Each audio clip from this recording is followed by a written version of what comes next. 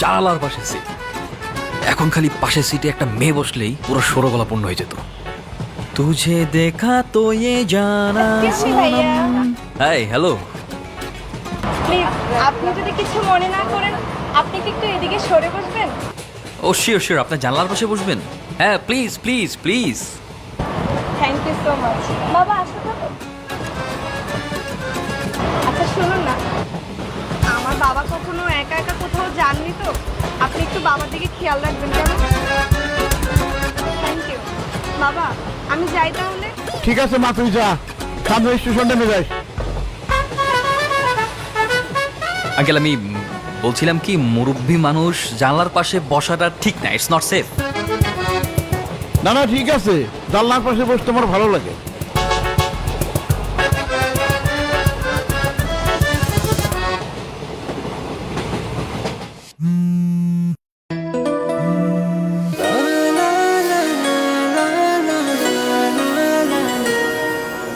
Hello বাবা, ট্রেনে উঠছো? হ্যাঁ ট্রেনে উঠেছি। তুই কিন্তু আমার মোবাইল মোবাইল তো চুরি নিয়ে গেল। মানে কি, আপনার ফোন চুরি হয়ে গেছে? হ্যালো, কি হলো, চুপ করে গেলা কেন? কখন আসবো আমি? Hello hello hello hello, hello, কে আপনি? আমি চোর। আজকের পর থেকে আর এই নাম্বারে ফোন দিবেন না। চোর মানে? Hello hello. সরি, দেখছেন কিভাবে কি হয়ে গেল? আমি আপনাকে বারণ করছিলাম জানলার পাশে বসেন না, it's not safe for beginners. তুমি নিশ্চয়ই আমাকে অভিশাপ দিয়েছো তাই না? আঙ্কেল, এত ছোট করে বিষয় অভিশাপ দিব না। কেন যে কথা শোনেন না? আমার মেয়েটা চিন্তা করবে তো, এই জন্য আমি মেয়েটাকে ফোন করে জানিয়ে দিই যে আমার ফোনটা চুরি হয়ে গেছে। আজকে ঘুম থেকে উঠে কার মুখ দেখেছিলাম আল্লাহ জানে। আমার রোমান্টিক জার্নিটাই পুরো মাটি হয়ে গেল।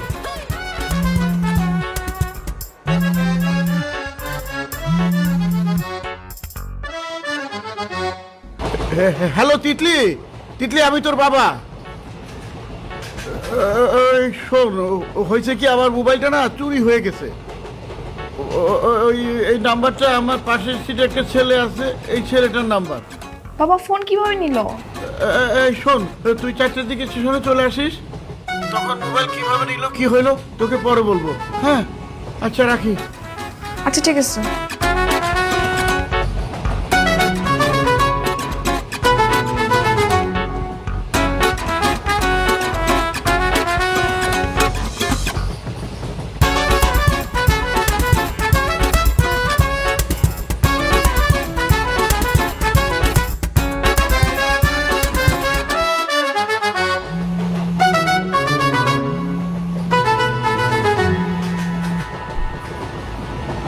আবার হ্যালো।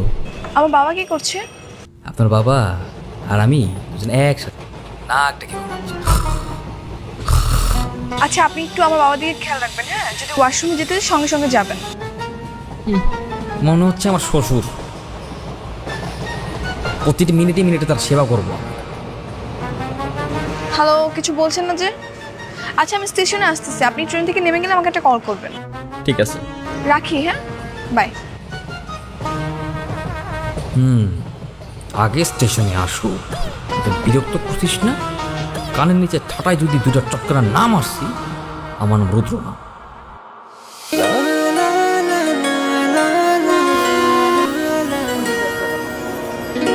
আপনার ব্যাগও আমি নিব।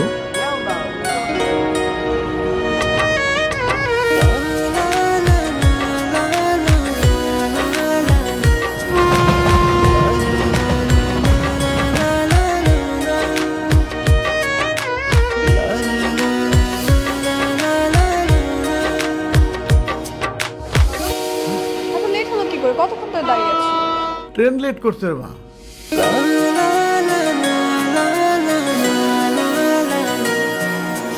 তুমি ফোনটা কি করে হারালে? কিছু কি ঠিক রাখতে পারো না? ফোনটা কিভাবে হারাইলো কি করে বলবো রে মা, হারাই গেলে তো কিছু করার নেই। আচ্ছা যাই হোক, চলো। আজব তো, সামনে একটা ধন্যবাদটুকু দিয়ে গেল না।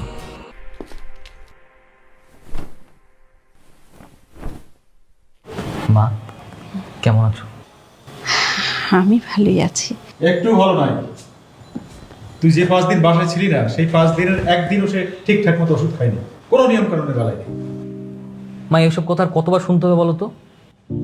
তোমাকে কি সুস্থ হতে হবে না বলো? হ্যাঁ, তুমি কি ডাক্তারের কথা শুনবে না? আরে ধুর, আমার এত এত ওষুধ খেতে আর ভালো লাগে না। আর তোর বাবাও বাসায় থাকে না, সে অফিসে চলে যায়। সারাক্ষণ বাসায় একা একা থাকি। এই বিছানায় শুয়ে থাকতে আর কত ভালো লাগে বল। মা আমি তো বললাম জাস্ট কয়েকটা বছর ধৈর্য ধারণ করো। হ্যাঁ, আমি গ্র্যাজুয়েশনটা কমপ্লিট করি, তারপর একটা ভালো জব নেই, দেন আমি একটা বিয়ে করি, তারপর আমার বউয়ের সাথে দিন রাত 24টা ঘন্টা তুমি গল্প করো, কোনো সমস্যা নেই। আরো কয়েক বছর? ততদিনে দেখবি আমার কবরের মাটিও সমান হয়ে গেছে। মা আমি তোমাকে বারবার মানা করছি যে তুমি আমার সামনে এসব কথা বলবা না, আমার শুনতে ভালো লাগে না।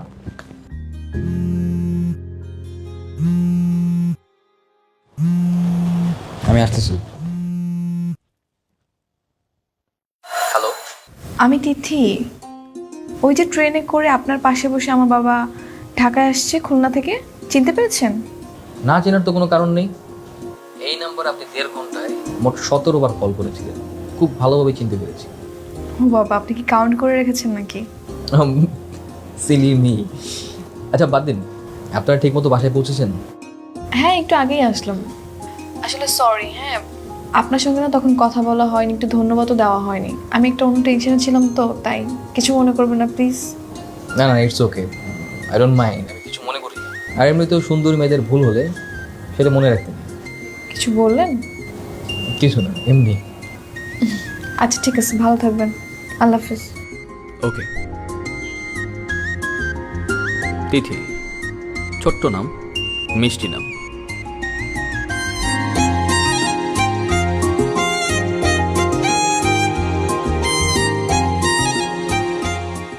High high. দোস্ত, ওই মেয়েটা তোকে ডাকতেছে, মনে হয় কোনো কিছু বলবে। ও কেমন আছেন? ওই যে কালকে স্টেশনে, মনে আছে? মনে আছে, মনে থাকবে না কেন? তো আপনি এখানে বাসা কি এদিকটাতে? হ্যাঁ, ওই যে 12 নম্বরে, এটা আমার বান্ধবীর বাসা। আচ্ছা আচ্ছা আচ্ছা, গ্রেট। আচ্ছা, তোরা দুজন কথা বল, আমি তাহলে যাই। আর তো বান্ধবীর বাসা এখানে কোনো পারপাসে?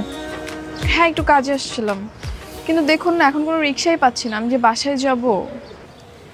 এদিকটাতে রিক্সা পাওয়াটা একটু টাফ, স্পেশালি ভর দুপুরে, কজ দিন শেষে তাদেরও তো একটা রেস্টের প্রয়োজন আছে, তাদেরও ক্লান্তি আছে। আপনি চাইলে আমি আপনাকে সঙ্গ দিতে পারি, সমস্যা নেই, আমরা কিছু দূর হাঁটলেই হয়তো রিক্সা পেয়ে যেতে পারি। না না, এর জন্য আবার থ্যাংক ইউ বলতে হবে না, জাস্ট বাসায় একটা ফোন দিলেই হবে। লজ্জা দিচ্ছেন? না না, লজ্জা দিব কেন, ছি, প্লিজ।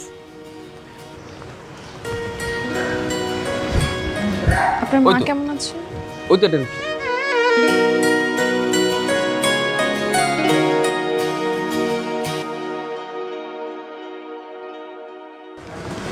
তো আপনি কি করছেন, পড়াশোনা নাকি জব? না না, এখনো জব করা হবে।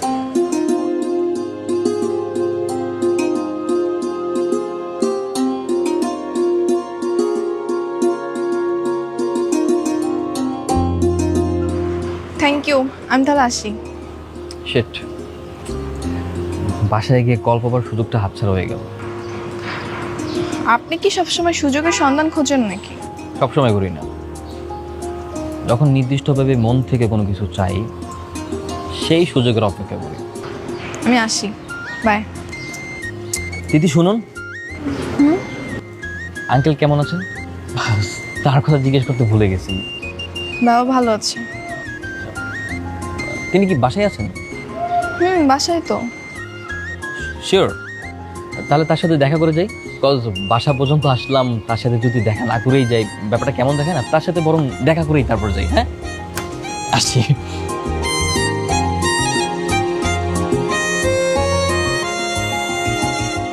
বাবা বসুন না। শিওর। বাবা কোথায় তুমি? কিরে মা, ডাকছিস? আসসালামু আলাইকুম। আর ইয়াং ম্যান, হ্যাঁ কি অবস্থা? How are you? I am fine uncle. সিটাও। আঙ্কেল, ওনার সাথে রাস্তাতেই দেখা, তাই বাসার নিচ পর্যন্ত যখন চলে এসেছি ভালো আপনার সঙ্গে দেখা করে যাই। ও ভালো কাজ করেছো। মাতিথি, যা, নতুন মেহমান এসছে, নাস্তা পানির ব্যবস্থা কর। না না আঙ্কেল, কোনো দরকার নেই। তিথি আপনি বসুন, কোনো ব্যবস্থা করতে হবে না প্লিজ। অবশ্যই দরকার আছে, আপনি চুপ করে এখানে বসুন। তো ইয়াং ম্যান, তোমার বাবা মা কেমন আছেন? ভালো? আঙ্কেল, আমার বাবা আলহামদুলিল্লাহ ভালো আছেন, বাট মা কিছুটা অসুস্থ। চিকিৎসা করাও, অবহেলা করো না। চিকিৎসা নিয়ে অবহেলা করা মোটেও ঠিক না। তিতির মা যখন মারা যায় আমি অবহেলা করেছি, সিরিয়াসলি নেইনি। সম্ভবত আমার অবহেলার কারণে সে মারা গেছে, তাকে বাঁচাতে পারিনি।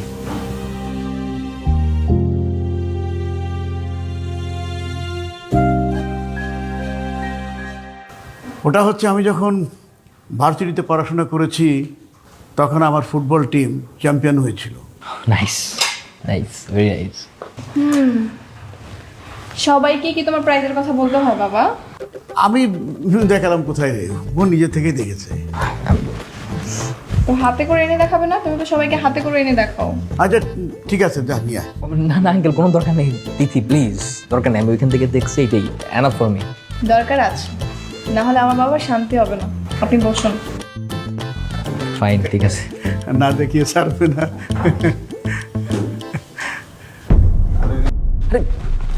দেখি। শিট, আরে কিছু হয় না, আপনি ছাড়ুন। কিছু হয় নাই মানে? আপনি দেখছেন কি হয়েছে? একটু পরে এই জায়গাটা পুরো ফুলে যাবে। আঙ্কেল, আইস দিতে হবে, নাহলে একদম পুরো ফুলে যাবে একদম। আহা, কিছু হয়নি, তুমি চিন্তা করো না তো। না না বাবা, আপনি বুঝতে পারবেন না যে কতটা আঘাত লেগে গেছে। আমি মালিশ করে দিচ্ছি, আমি এক্সপার্ট। আরে আমি মেডিকেল স্টুডেন্ট, ব্যথা কতটুকু লেগেছে আমি অনুভব করতে পারছি। ছাড়ুন। সরি, মানে আপনি ডক্টর? ডক্টর হইনি, তবে খুব তাড়াতাড়ি হয়ে যাবে ইনশাআল্লাহ। ও,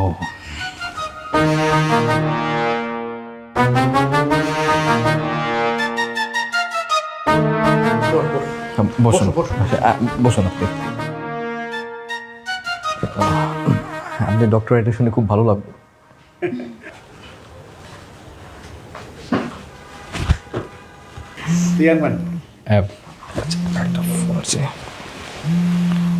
এক্সকিউজ মি।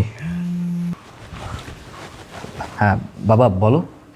এই শোন, তোর মা আবার অসুস্থ হয়ে পড়ছে, আমি হসপিটালে নিয়ে আসছি। তাড়াহুড়োর কারণে তোর খবর দিতে পারিনি, তুই তাড়াতাড়ি চলে আয়, হসপিটালে চলে আয়। আচ্ছা ঠিক আছে, আমি এখনই আসছি। ওকে। কোনো সমস্যা? আমার মা বেশ কয়েকদিন যাবত অনেক অসুস্থ ছিল, আজকে হয়তো অনেক বেশি সমস্যা হয়ে গেছে। আমাকে ইমার্জেন্সি এখনই হাসপাতালে যেতে হবে। আঙ্কেল সরি, আমাকে এখন হাসপাতালে যেতে হচ্ছে। ঠিক আছে, অন্য একদিন দেখা হবে। বাবা আমিও যাই ওনার সঙ্গে। হ্যাঁ যা।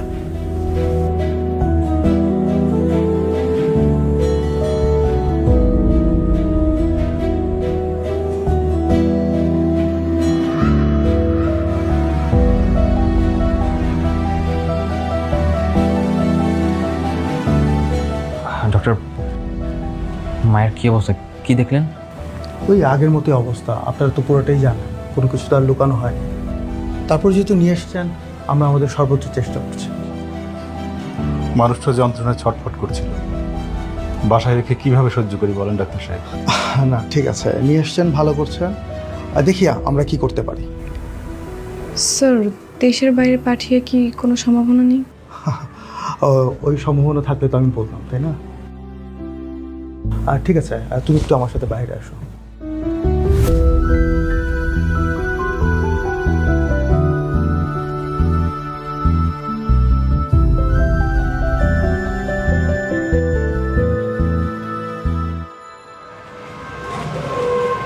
মাকে হয়তো সত্যি সত্যি এবার বাঁচানো যাবে না। মা আমাদের ছেড়ে এইভাবে চলে যাবে, এটা ভাবতেই বুকটা ফিরে যাচ্ছে। ধৈর্য ধরুন স্যার, আমাকে ডেকে নিয়ে তাই বললো। আমার মাটাও চলে গেছে, খুব তাড়াতাড়ি।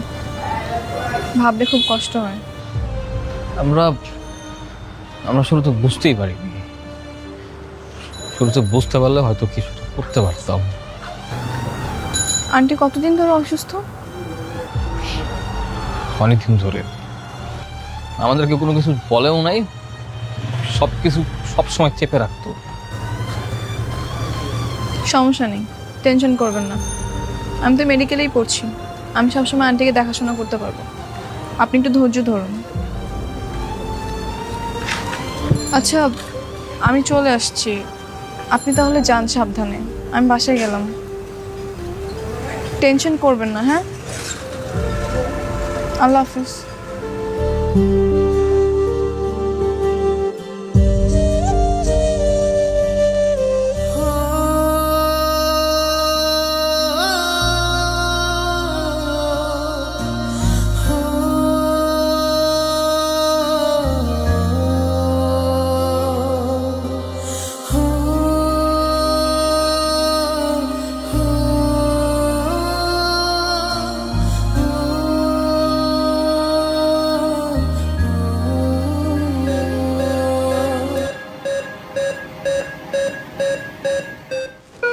আমার মার জ্ঞান ফিরছে। আল্লাহ আল্লাহ, আমার মারে সুস্থ করে দাও আল্লাহ। মা, এই যে আমি, মাগো চোখ খোলো। আল্লাহ আল্লাহ, কষ্ট হয় বাবা, বাবা।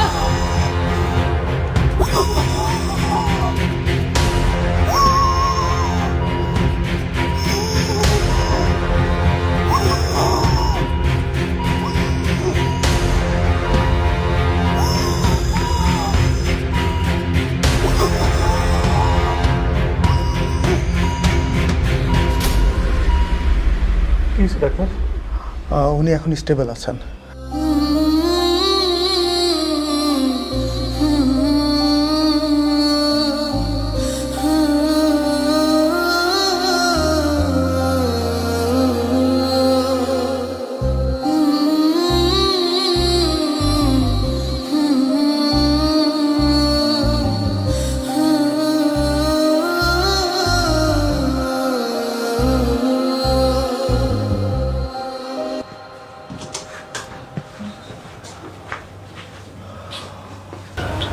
দেখুন, আপনাদের কষ্টটা আমি বুঝি, তারপর রোগীর কন্ডিশন আপনাদেরকে ব্রিফ করাটা আমার দায়িত্ব। আইসিইউতে আপনাদের রোগীর অবস্থা কিন্তু ক্রমশই অবনতির দিকে যাচ্ছে, আর এভাবে যদি অবনতি হতে থাকে উনি বরঞ্চ কয়েক ঘন্টা থেকে কয়েকদিন সার্ভাইভ করবেন মাত্র। আচ্ছা, এসব কি বলছেন ডাক্তার সাহেব? আইসিইউতে রেখে চিকিৎসা করা হচ্ছে, তার কোনো উন্নতি হচ্ছে না? দেখুন, ওনার তো ক্যান্সারের লাস্ট স্টেজ, আর এই অবস্থায় আমাদের হাতে যতটুকু ছিল আমরা করেছি, বাকিটা উপরওয়ালার হাতে। তার মানে মা কি আর থাকবে না? আপনি ভেঙে পড়বেন না, এই অবস্থায় আপনাকে শক্ত থাকতে হবে। আসলে ওনার অবস্থা যেভাবে অবনতির দিকে যাচ্ছে, এক পর্যায়ে হয়তো ওনাকে লাইফ সাপোর্ট দিতে হতে পারে। আর শারীরিক কন্ডিশন বিবেচনায় ওনার ফিরে আসার চান্স একদম নেই বললেই চলে। সেক্ষেত্রে আমি আপনাদেরকে সাজেস্ট করবো, ইটস বেটার আপনারা ওনাকে বাসায় নিয়ে যান। ওনার শেষ সময়টা আপনাদের সাথে, পরিবারের সাথে, আত্মীয় স্বজনের সাথে কাটে। তারপরেও আপনারা ভেবে দেখুন কী করবেন, আমাকে জানাবেন। স্যার যেটা বলছে সেটাই করুন, বাসায় নিয়ে যাও।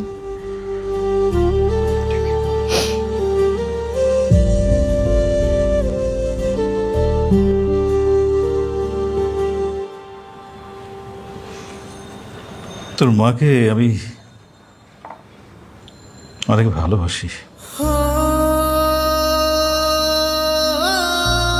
এত বড় একটা রোগ তার শরীরের মধ্যে বাসা বেঁধেছিল, আমি জানতেই পারলাম না। আমাকে তুই ক্ষমা করে দিস। বাবা, তুমি কেন ক্ষমা চাচ্ছ? মার ক্যান্সারের জন্য তো আর তুমি অপরাধী না, না? আমাদের ভাগ্যটাই খারাপ। তিথি মেয়েটা কি তোর বান্ধবী? খুব ভালো মেয়ে, ওর রান্নার হাত খুব চমৎকার, খুব চমৎকার রান্না করে। তবে তোর মায়ের রান্না বিশ্বসেরা, তার কোনো তুলনা নেই। মেয়েটাও কিন্তু খুব ভালো রান্না করে। জানো বাবা, ছিল না মা নেই,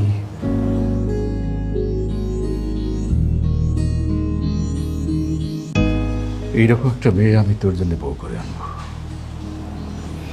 তোর মা হয়তো দেখে যেতে পারবে না, কিন্তু আমি তো আছি। মরার আগে অন্তত ওই তিথির মতো একটা বউ তোর জন্য আমি বাসায় নিয়ে আসবোই। বারবার শুধু মরার কথা বলো কেন? মা তো চলে যাবেই, কারণ তুমি শুরু করছো। আমরা দুজনে যদি এমন করে আমি কই যাব? হ্যাঁ, আমি এতিম হয়ে যাব না? এটা বুঝো না আমার কেমন লাগে? আচ্ছা, রাগ করিস না বাবা, রাগ করিস না। মৃত্যু যখন আসে তখন তাকে ঠেকানো যায় না। আচ্ছা ঠিক আছে, আমি আর মরার কথা বলবো না। এই শোন, তুই কিন্তু ওই কাল সকাল সকাল উঠে হসপিটালে যাবি, ওখান থেকে তো মাকে রিলিজ করে নিয়ে আসবি, এবং আনার পরে আমরা সবাই মিলে গ্রামের বাড়িতে চলে যাবো। গ্রামের বাড়িতে কেন? হ্যাঁ, ওর শেষ কয়টা দিন এখানেই কাটাক। এই ধুলোবালি পাথরের শহর, কাজগেরা হসপিটাল, না এর মধ্যে আর আমি রাখবো না। আমি এখানে ওকে রাখতে চাই না। ঠিক আছে, কটা দিন আমি কেমন করে বাঁচবো? কি করে বাঁচবো আমি? বড় কষ্ট হবে রুদ্র, বড় কষ্ট হবে। তোর মা সবসময় কি বলতো জানিস? সে আমার আগে মরতে চায়। আমি তাকে বলেছি, দেখো তুমি আমার চেয়ে 11 বছরের ছোট, কিভাবে তুমি আমার আগে মরবে? সে আমাকে উত্তর দিত, দেখো মৃত্যু কখনো সময় ধরে আসে না, শেষ পর্যন্ত বিধাতা তোর মায়ের কথাই শুনলো। এত অল্প বয়সে তোকে আমাকে ছেড়ে সে পৃথিবী ছেড়ে চলে যাবে, আমি তো ভাবতেই পারছি না।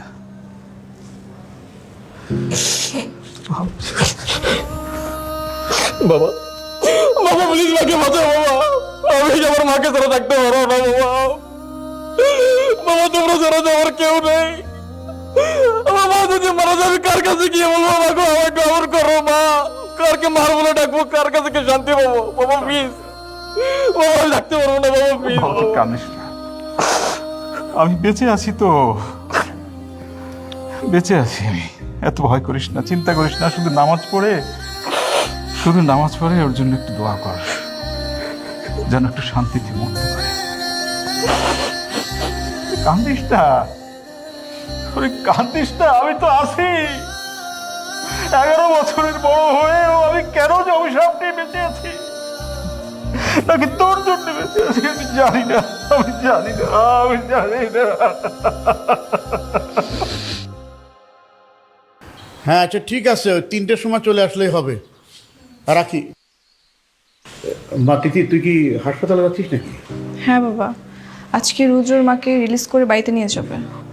ও, আমারও তো যাওয়া উচিত, কিন্তু বাসায় তো মেহমান আসবে। তো সমস্যা নেই, আমি যাই, তোমার যেতে হবে না, আমি কাজ শেষ করে চলে আসবো। না না, এক কাজ কর, তোর আসার দরকার নেই। এদিকে আমি মেহমান সামলিয়ে তোকে বরঞ্চ হাসপাতালে আনতে যাব। তাও হয়, ঠিক আছে। যা তাহলে। হ্যাঁ রুদ্র, অ্যাম্বুলেন্সে কি আমার জায়গা হবে নাকি বাসে যেতে হবে? জায়গা হবে না কেন বাবা? অ্যাম্বুলেন্সে তো অনেক জায়গা আছে। শোন, অ্যাম্বুলেন্সের ড্রাইভার রে খুব আস্তে চালাইতে বলবি, নাহলে তোর মায়ের কষ্ট হবে। আঙ্কেল, ওনাকে সব কিছুই বলা আছে। আসসালামু আলাইকুম আঙ্কেল। ওয়ালাইকুম সালাম। কেমন আছেন? এই তো আছি বাবা।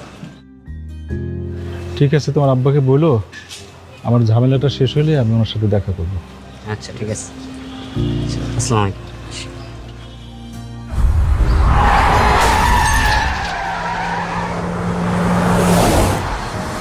বাবা, বাবা, বাবা চোখ খোলো, বাবা চোখ খোলো। আসিফ, আর তাদের অ্যাম্বুলেন্স ব্যবস্থা করবো, আমার হাসপাতালে নিতে হবে। আমি তোর মায়ের আগেই মরে যাচ্ছি, হসপিটালে নিয়ে কোনো লাভ হবে না। দাঁড়া বাবা, তুমি আমার মারা গেছে পারো না বাবা, তুমি সব কি বলতেছো বাবা? তুমি খালি চোখ খোলা রাখো বাবা। বাবা বাবা বাবা কথা বলো বাবা, বাবা।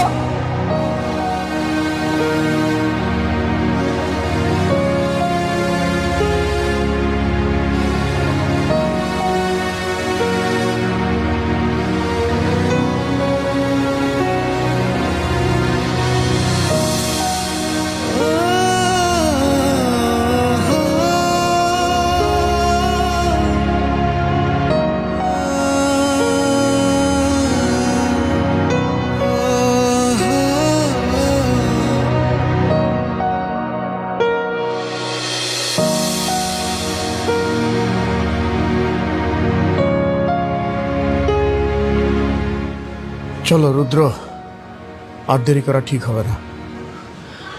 আমি কিভাবে ভেতরে যাব? আমার যে পুরো কলিজা ফিরে যাচ্ছে, আমি বুঝতে পারবো না, পারবো না। আমি জানি এই কষ্টের বোঝা অনেক ভারী। আমি তোমাকে সান্ত্বনা দিব না, শুধু এতটুকু বলবো, মনে জোর রাখো। আন্টি এখনো অসুস্থ, তোমাকে তার সেবা যত্ন করতে হবে। তোমার বাবার লাশটা এই পাশে রাখা হয়েছে, আর তোমার মা ওই পাশে। তোমার মার পাশে তো তোমাকে থাকতে হবে বাবা, তোর মাকে তো সান্ত্বনা দিতে হবে। চল।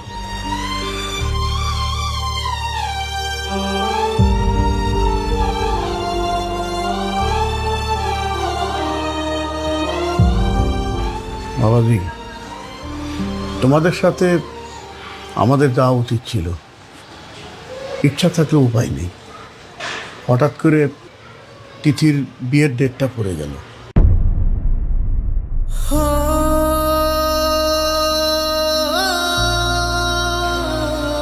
বিয়েটা ওর মামাই ঠিক করেছে, ছেলে ডাক্তার, খুব ভালো ছেলে, মানে সব কিছু কেমন তাড়াতাড়ি হয়ে যাচ্ছে।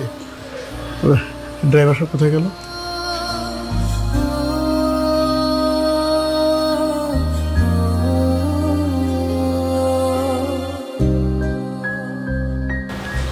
তিথি,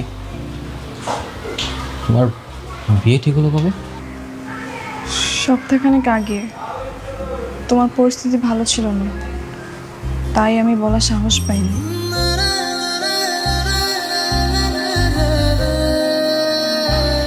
তিথি, ভালো থেকো, আমার জন্য দোয়া করো।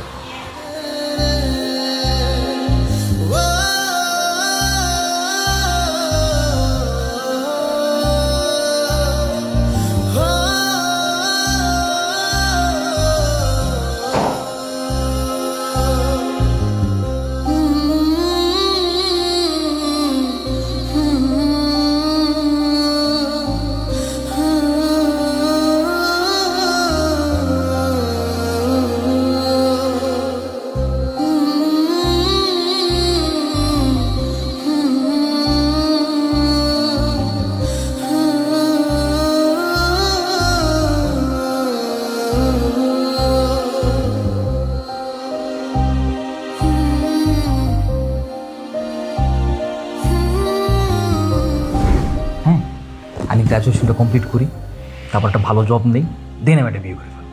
তারপর আমার বউয়ের সাথে দিন রাত 24টা ঘন্টা তুমি গল্প করো, কোনো সমস্যা নেই। আরো কয়েক বছর, ততদিনে দেখবি আমার কবরের মাটিও সমান হয়ে গেছে। মরার আগে অন্তত ওই তিথির মতো একটা বউ তোর জন্য আমি বাসায় নিয়ে আসবোই। বারবার শুধু মরার কথা বলো কেন? মা তো চলে যাবেই, তুমি শুরু করছো। তোমরা দুজনে যদি এমন করে, আমি কই যাব? হ্যাঁ, আমি এতিম হয়ে যাবো না? বুঝো না আমার কেমন লাগে? আচ্ছা, রাগ করিস না বাবা, রাগ করিস না। এ আল্লাহ, আমার কাছ থেকে আমার মা বাবা সব কিছু এভাবে কেড়ে নিলে তুমি। শেষ পর্যন্ত বেঁচে থাকার সম্বল আমার ভালোবাসার মানুষ ছিল, সেও আমাকে ছেড়ে চলে গেল। আমি কি খুব বেশি অন্যায় করেছিলাম?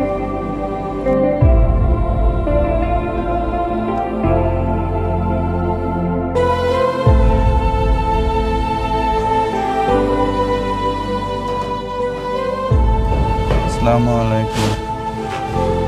বাবা, তুমি রৌদ্র না? জি হুজুর। কদিন ধরে দেখছি তুমি মন খারাপ করে এদিক সেদিক বসে থাকো। তোমার বাবা মা মৃত্যুর পরে তুমি খুব ভেঙে পড়েছো। তুমি স্বাভাবিক হতে চেষ্টা করো বাবা।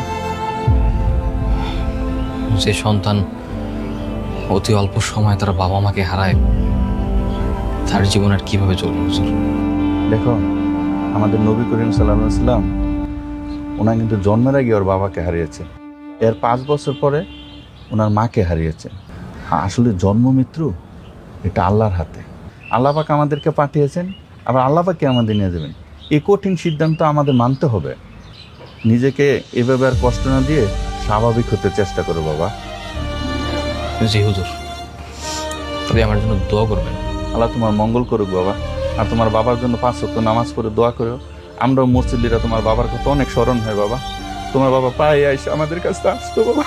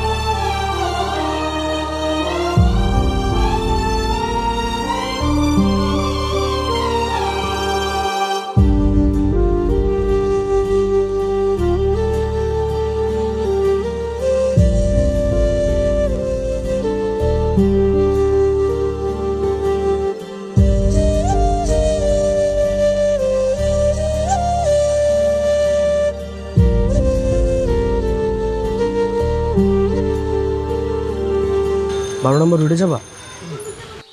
চলো, ভাড়া কত?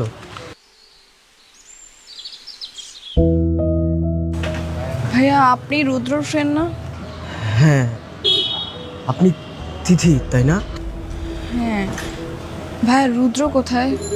আমি না ওকে খুঁজে পাচ্ছি না কোথাও। সেই যে আন্টিকে নিয়ে গ্রামে গেল, তারপর আর কোনো যোগাযোগ হয়নি। ওর নাম্বারটাও অফ। ও আমাকে বলেছিল জানাবে, কিন্তু কিছুই করলো না। প্রায় কয়েক বছরই তো হয়ে যাচ্ছে, আমি ওর কোনো খোঁজ পাচ্ছি না। সেই যে বাবা মারা যাওয়ার 1 মাস পর এসেছিল, তারপর থেকে ওর আর কোনো খোঁজই পাইনি। ওর নাম্বারটা তো বন্ধ। যোগাযোগ করার কি কোনো ব্যবস্থা নেই? সত্যি বলতে রুদ্র আপনাকে অনেক বেশি ভালোবাসত। হুট করে ওর মার অসুস্থতার কারণে এই কথাটা বলতে গিয়েও আপনাকে বলতে পারে না, সেরকম পরিস্থিতি হয়ে ওঠেনি। আঙ্কেল আন্টির শেষ বিদায়ের সময় তো আপনার বিয়ে হয়ে গেল, হয়তোবা সেই কষ্টে দূরে কোথাও হারিয়ে গিয়েছে।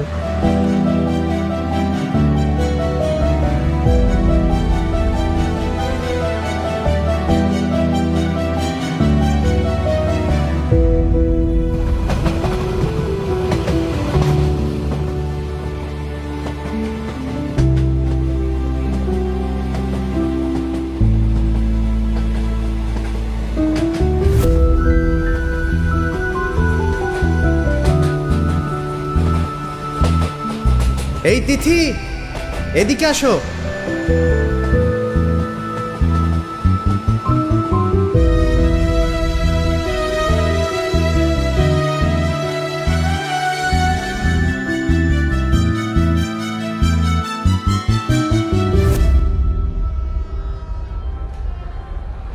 তিথি, কেমন আছো? আমি ভালো আছি। আমার তো বিশ্বাসই হচ্ছে না যে তোমাকে আমি সামনাসামনি দেখতে পাচ্ছি।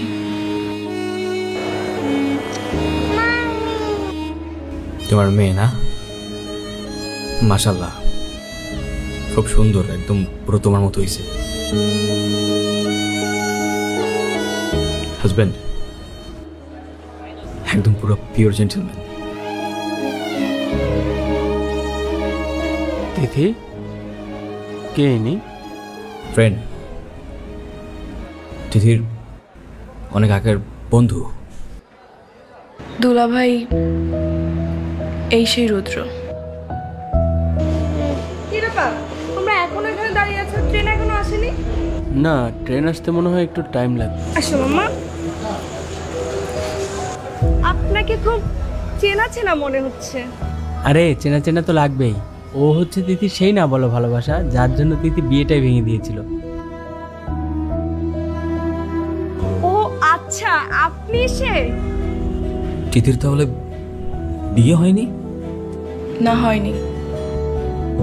চলো না, বাবুর জন্য কিছু খাবার নিচ্ছি এক্ষুনি।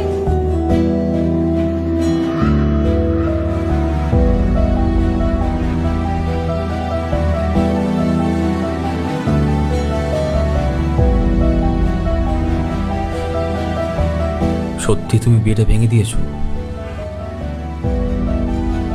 তো কি করব, বিয়ে না ভেঙে তো আর কোনো উপায় ছিল না। আমি এমন একটা বাবা মানুষকে ভালোবাসলাম যে আমাকে ভালোবাসলো ঠিকই, কিন্তু বলতে আর পারলো না। একবার বলতে তো পারতা রুদ্র। দেখো তিথি, বাস্তবতা অনেক কঠিন। ভালোবাসলেও সেই সময়টাতে ভালোবাসি বলার মতো সিচুয়েশন ছিল না। ছেলেটার মা মৃত্যুশয্যায় ছিল। দিন রাত 24টা ঘন্টা ছেলেটার মায়ের মৃত্যু ভয়ে তার দিন কাটত। ভাগ্যের কি দিন পরিয়ে দেখো, ছেলেটার মায়ের আগে তার বাবা চলে যায়। ঠিক সেই সময় তোমার বাবা এসে বলে তোমার বিয়ে ঠিক হয়ে গেছে। তখন সেই ছেলেটার কি বা করার ছিল বলো? তাই বলে এভাবে হারিয়ে যাবা? যাকে ভালোবাসি তাকেই যদি না পাই, থেকেই বা কি করবো? তুমি জানো না রুদ্র, তুমি হারিয়ে যাওয়ার পর আমি তোমাকে প্রত্যেকটা সেকেন্ড, প্রত্যেকটা মিনিট কতটা মিস করেছি। তোমার কি একবার ওই তিথির কথা মনে পড়েনি? আমি হয়তো তোমাকে বলতে পারিনি, কিন্তু আমার একটা আত্মবিশ্বাস ছিল যে কোনো না কোনো দিন আমি তোমাকে পেয়ে যাব। আর সেই জন্য আমি এখনো বিয়েই করিনি।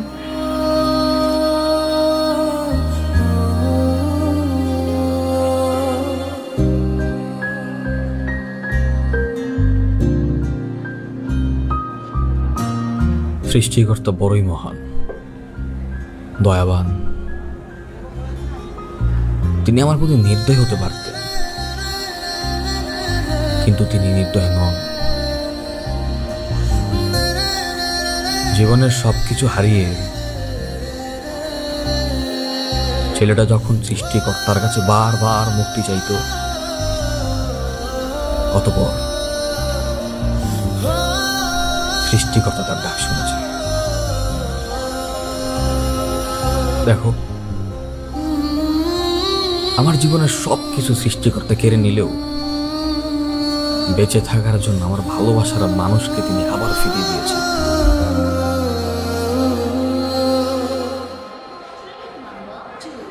রুদ্র,